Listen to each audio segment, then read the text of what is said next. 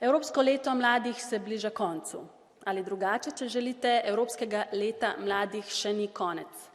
To pomeni, da nekako težko danes ugotavljamo njegov končni uspeh oziroma govorimo dovolj podrobno ali konkretno o njegovi zapuščini. Namesto tega pa seveda lahko govorimo o konkretnih predlogih izboljšanja življenjskih razmer mladim. Ogromno je področij, ki jih je treba urediti, to vemo vsi in v minuti jih je nemogoče našteti, je pa mogoče reči žal, da nam tega letos ni uspelo storiti. Nam je uspelo izpeljati številne dogodke, to seveda drži in to absolutno podpiram, ampak to ni dovolj. In niti ne moremo vsega za nazaj ali za naprej nadomestiti s takšnimi aktivnostmi.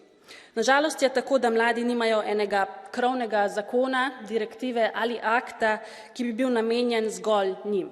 Zato moramo poskrbeti, da jih vedno postavimo v ospredje. Jaz jih z mladimi in za mlade.